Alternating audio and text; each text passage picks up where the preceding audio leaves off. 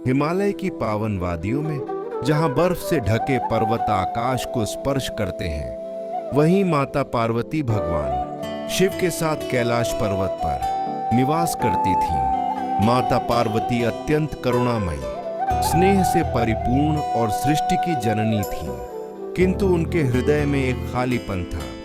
भगवान शिव अधिकतर समय तपस्या, ध्यान और लोक कल्याण के कार्यों में लीन रहते थे, जिससे माता पार्वती स्वयं को अकेला अनुभव करती थीं। एक दिन माता पार्वती ने निश्चय किया कि वे अपने लिए एक ऐसा पुत्र बनाएंगी जो सदा उनके साथ रहेगा, उनकी रक्षा करेगा और उनके आदेशों का पालन करेगा। इसी भावना के साथ माता पार्वती ने स्नान करते समय अपने शरीर पर लगे उबटन से एक बालक की आकृति बनाई और उसमें अपने तपोबल से प्राण फूंक दिए। देखते ही देखते वह बालक जीवित हो उठा। माता पार्वती ने उसे पुत्र रूप में स्वीकार किया और कहा कि अब से तुम मेरे द्वारपाल हो। जब तक मैं स्नान कर रही हूं, किसी को भी भीतर आने की अनुमति नहीं देना। बालक ने माता के चरणों में नतमस्तक होकर उनकी आज्ञा स्वीकार की। कुछ समय बाद भगवान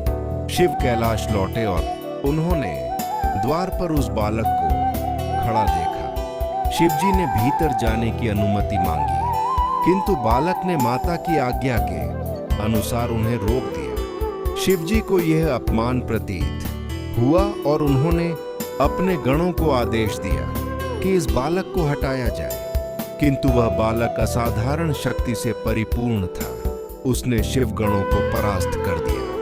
अंत में क्रोधित होकर भगवान शिव ने अपने त्रिशूल से उस बालक का सिर काट दिया। स्नान के बाद जब माता पार्वती बाहर आईं और अपने पुत्र को मृत देखा, तो उनका क्रोध संपूर्ण सृष्टि को कंपाने लगा। उन्होंने प्रलय का रूप धारण कर लिया। देवता भयभीत होकर भगवान शिव के पास पहुंचे और समाधान की प्रार्थना की। तब भगवान शिव ने कहा कि इस बालक को पुनर्जीवित किया जाएगा। उन्होंने अपने गणों को आदेश दिया कि उत्तर दिशा में जो पहला जीव मिले, उसका सिर लाकर इस बालक के धड़ पर जोड़ दिया जाए। गणों को एक हाथी का सिर मिला, जिसे लाकर बालक के धड़ से जोड़ दिया गया। इस प्रकार वह बालक पुनर्जीवित हुआ और हाथी मुख वाला बालक बना।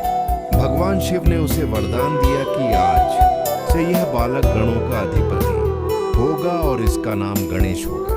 माता पार्वती का शोक आनंद में बदल गया और समस्त देवताओं ने गणेश जी की स्तुति की। भगवान गणेश को समस्त देवताओं में प्रथम पूज्य माना गया है। कोई भी शुभ कार्य हो, चाहे वह विवाह हो, गृह प्रवेश हो, यज्ञ हो या कोई नया कार्य आरंभ करना हो, सबसे पहले गणेश जी की पूजा की जाती है। इसका कारण यह है कि गणेश जी को विघ्नहर्ता कहा गया है, अर्थात वे सभी बाधाओं को दूर करते हैं। उनके बड़े कान ये दर्शाते हैं कि हमें अधिक सुनना चाहिए और कम बोलना चाहिए। उनकी छोटी आंखें एकाग्रता का प्रतीक है। उनका बड़ा पेट ये सिखाता है कि जीवन में सुख और दुख दोनों को समान भाव से ग्रहण करना चाहिए। उनकी सूंड अत्यंत शक्तिशाली होते हुए भी सूक्ष्म कार्य करने में सक्षम है, जो ये संदेश देती है कि मनुष्य में शक्ति के साथ साथ विनम्रता भी होनी चाहिए। गणेश जी का वाहन मूषक है, जो यह दर्शाता है कि इच्छाओं पर नियंत्रण आवश्यक है। यदि इच्छाओं को नियंत्रित न किया जाए तो वे जीवन को नष्ट कर सकती है। गणेश जी को बुद्धि का देवता कहा जाता है।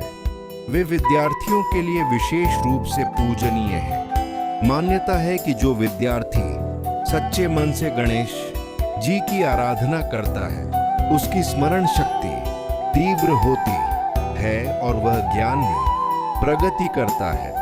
एक प्रसिद्ध कथा के अनुसार जब महर्षि वेदव्यास ने महाभारत लिखने का कार्य आरंभ किया, तब उन्होंने गणेश जी को लेखक के रूप में चुना। गणेश जी ने शर्त रखी कि वे तभी लेखन करेंगे जब वेद व्यास बिना रुके श्लोक बोलेंगे। वेद व्यास ने भी शर्त रखी कि गणेश जी बिना समझे कुछ भी नहीं लिखेंगे। इस प्रकार गणेश जी की बुद्धि और विवेक का अद्भुत उदाहरण देखने को मिलता है। गणेश जी केवल देवता ही नहीं बल्कि जीवन के मार्गदर्शक भी हैं। वे हमें सिखाते हैं कि अहंकार को त्याग कर विनम्रता अपनानी चाहिए। उनका टूटा हुआ दांत त्याग का प्रतीक है, जो यह दर्शाता है कि महान कार्यों के लिए कभी कभी बलिदान देना पड़ता है। गणेश जी का स्मरण करने से मनुष्य के जीवन में सकारात्मक ऊर्जा का संचार होता है।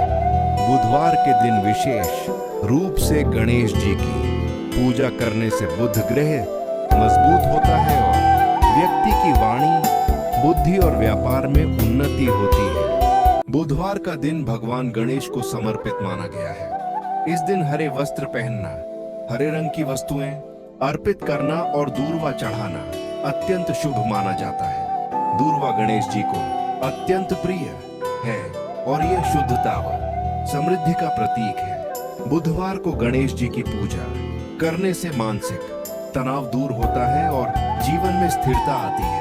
जो व्यक्ति नियमित रूप से गणेश जी का स्मरण करता है, उसके जीवन से भय और संशय समाप्त हो जाते हैं। गणेश जी हमें यह सिखाते हैं कि किसी भी कार्य की शुरुआत सही भावना और धैर्य के साथ करनी चाहिए। जीवन में आने वाली बाधाएं हमें कमजोर नहीं बल्कि मजबूत बनाती है।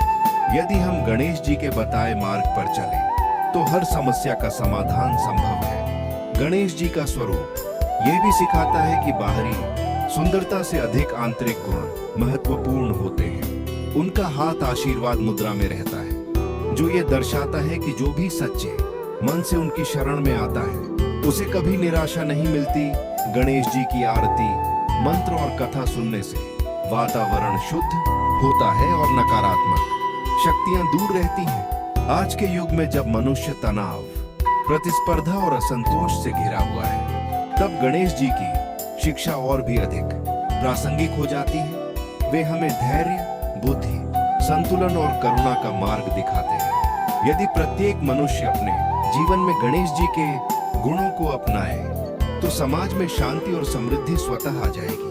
अंत में यही प्रार्थना है कि भगवान गणेश सभी के जीवन से विघ्नों को दूर करें, बुद्धि प्रदान करें और सदैव सही मार्ग पर चलने की शक्ति दें।